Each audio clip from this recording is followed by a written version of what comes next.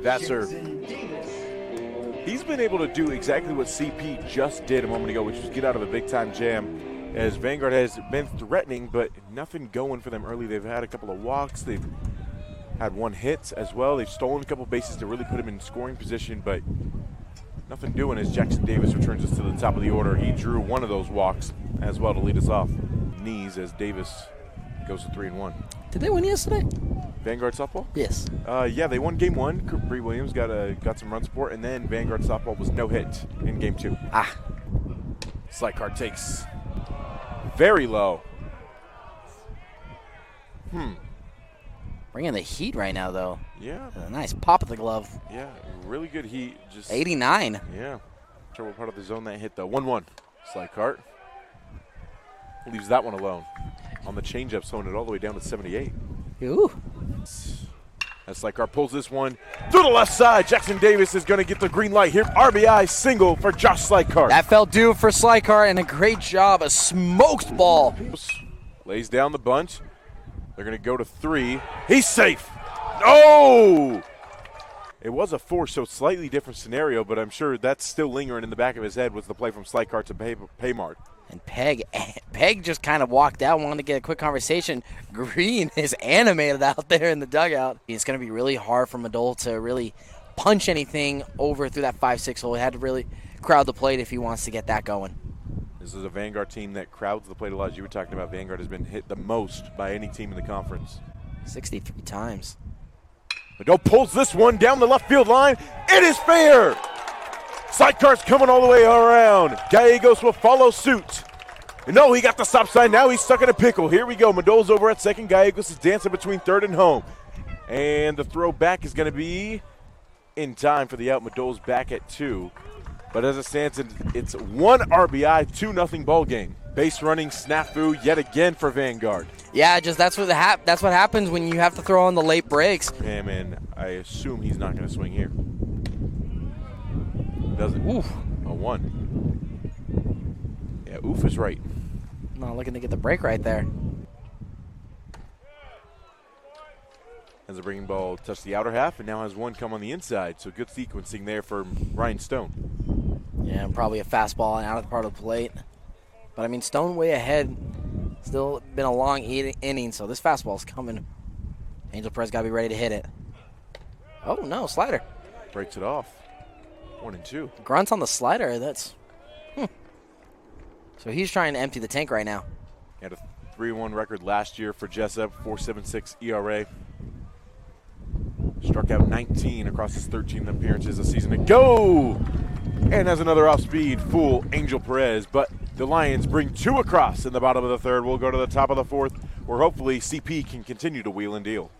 The graduate player who is currently pursuing his master's in leadership studies takes the hill once more for the Lions. Actually, a classmate of mine, Zuby, as we share a Zoom class on Monday nights. You two are such studious fellows. Oh, man, filthy way to slow it down there, all the way to 73. Nice little floater of a slider right there. The run on Parleski's pitches has been impressive throughout the season, and we just saw an example of that on display right there. Cracked to Bucks in, backhanded grab, the fire over to Gallegos is in time for the first out.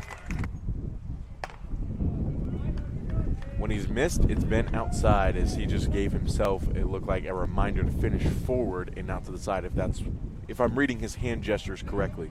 You know what? I'll honestly take that. At least he's not missing. He's about 1 or 2 balls an inning. Yeah. He saw plenty of that in game 1 yesterday. Shiggy's on his way, dancing the left field line for the third out. Cards says was rocketed through as Anderson scoops that one up. Well, Anderson got that call, especially just seemed to go pick that one up from out of the zone. Yeah. Good frame job. Paymart would have had to go golfing to get that one. Doubleheader there. Maz turns on this one to left field. It's drifting just foul. Oh, Mozzie. That was about 5 feet to the left of the pole. Had home run power. We haven't seen Maz go yard in quite some time.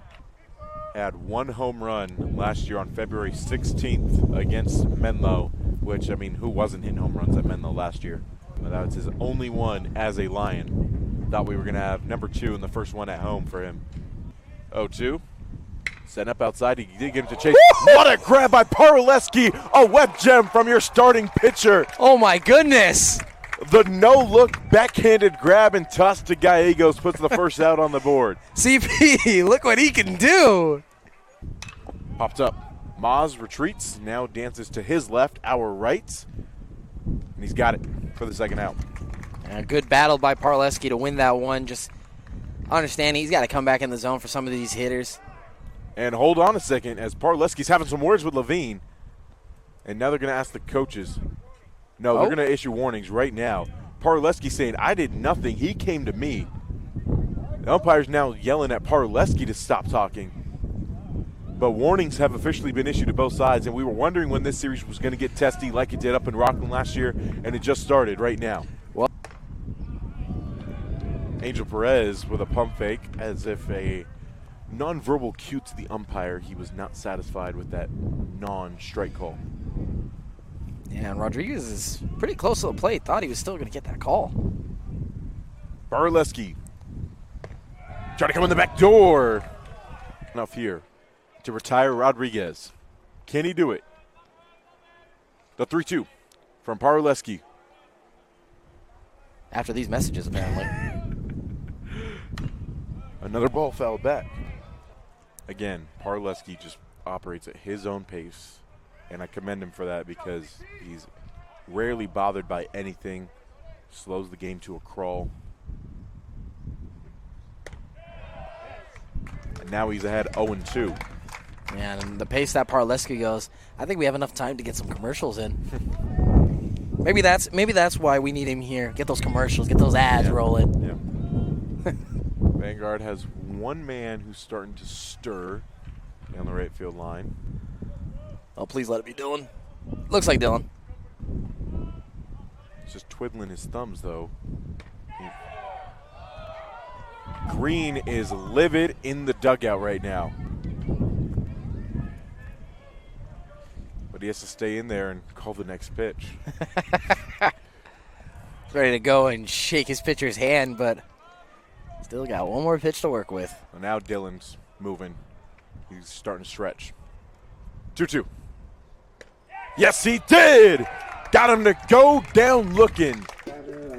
The man from Discovery Bay will try to discover new life defensively for the Jessup Warriors, as it's going to be the 6'2", 195 righty, Joey Miller, rocking number 17 for the Navy Blue.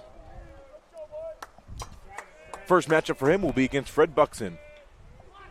Bonus laid down, it's drifting, and oh my goodness, that is a textbook piece of bunting for him. No one's covering second base right now, but nothing doing there. I'm not sure if he realized that he probably could have looked to go to 2 because Rodriguez was a little lazy getting back to that ball.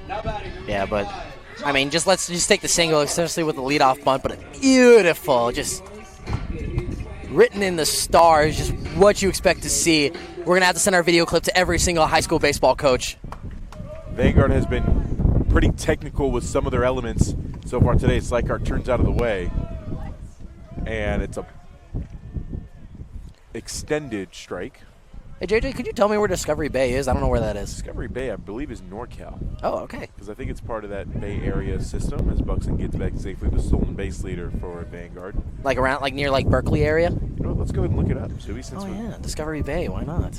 It sounds like a lovely place. Yeah, it does. Buxton back safely once more. It's in Contra Costa, California, 60 miles from San Francisco. So it is part of the Bay Area, technically. Okay. Population of 15,358 as of 2020. And one of those residents is Joey Miller. Did you know the elevation is only 7 feet? Really? You know, funny story, Zuby, actually. So I'm a basketball player, for those who don't know. Slycart comes MID there, 1 and 2. We were up in NorCal earlier this year. It was a December game. We were playing against Menlo and Academy of Art. We had shoot-around set to go against Academy of Art. We were supposed to be doing it out of JUCO. Buxton's back safely. The throw was away. Buxton's going to have to go, and they will give him second, but the ball is out of play. So probably got under the tarp. Yeah. So runners in scoring position now, but we're in NorCal, Zuby, and I'm in the hotel room. We're supposed to be leaving for shoot around at, 10:30 and for an 11 o'clock shoot around. So it's like 10:15. Me and my boy Leonard, we're roommates for the trip, and all of a sudden we feel something start to shake, and we're like, huh. And then I'm like, okay, like I felt an earthquake before. I felt like it, but then we're like, nothing doing. As Miller fires here up top across the Vanguard, striped across Slykart's chest. But then it really picked up, and we're like, oh, okay, that's definitely an earthquake. So me and Leonard looked at each other like, you feel that? Like, yeah. So then we moved on, because we're both from Cali. We know what an earthquake feels like. Put a hold on that story just a moment here as Slykart has the 2-2. We'll go down looking, and that was probably – you got to be kidding me. You've got to be kidding me. Come on. He didn't even try to – all right. One away at the stands. Tristan Gagg is coming up with a runner in scoring position. I feel Slykart is going to get another K on his ledger. Not his fault. That was – all right. So we're in NorCal. All of a sudden we get an alert on our phone, Zuby, and it says – you need to leave the area right now. Oh, gosh. You are in grave danger. I'm not even kidding. Imminent grave danger. Got the Amber Alert and everything? Pretty much. There is a tsunami warning. And I remember. You were up around that time? Yes. Oh, my gosh. So then we were like, okay, so what do we do? And so I checked the sea level of the hotel we were at.